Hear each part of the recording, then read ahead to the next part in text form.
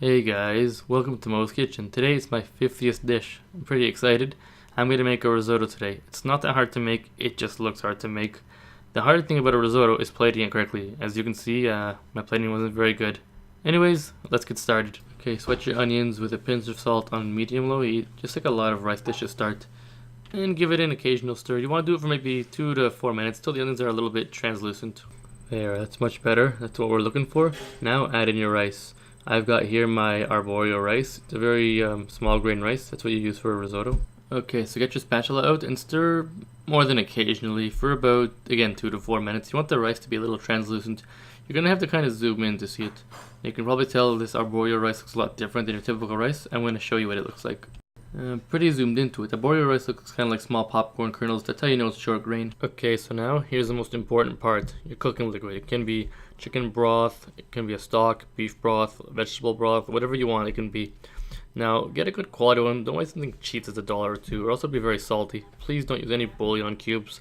Try to avoid using water here because water doesn't add any flavor. Risotto is a very nice dish, so spend a few extra dollars if you can.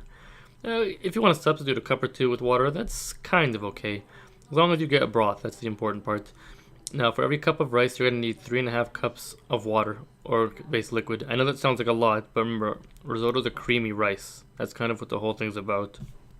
Important, make sure your cooking liquid is not cold when it goes in.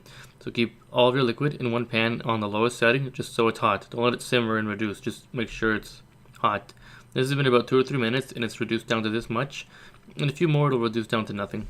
Kind of like that. You notice I can scrape the spatula across the bowl and you're not seeing that much liquid. It's when you're ready to add your second amount of your cooking broth. You don't want to always add everything at once. For one, it's too much to add. Two, you may not use all of it. You're going to have to taste and test it out. So add it in. Just get ready to keep stirring.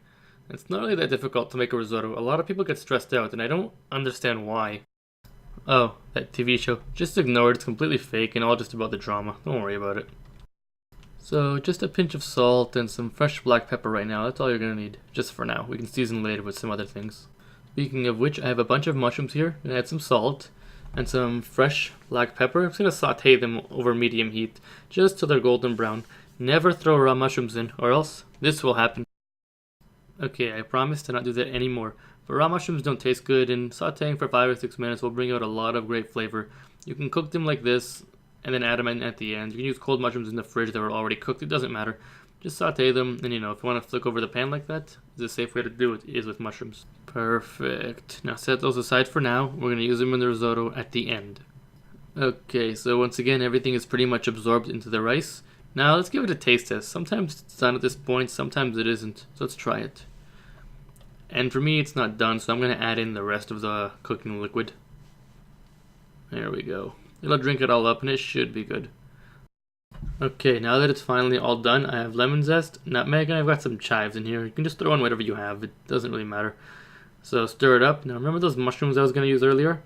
I still have them. I'm going to add them in right now. I said make more than you need because 1, they reduce a lot. 2, I ate a bunch of them. So stir them in for about 20 seconds and then plate it up. There we go. That's your risotto, guys. Hope you enjoyed it. Leave a comment. Tell me what you thought about the video, guys. And visit me at moes-kitchen.blogspot.ca. Enjoy the recipe, everyone.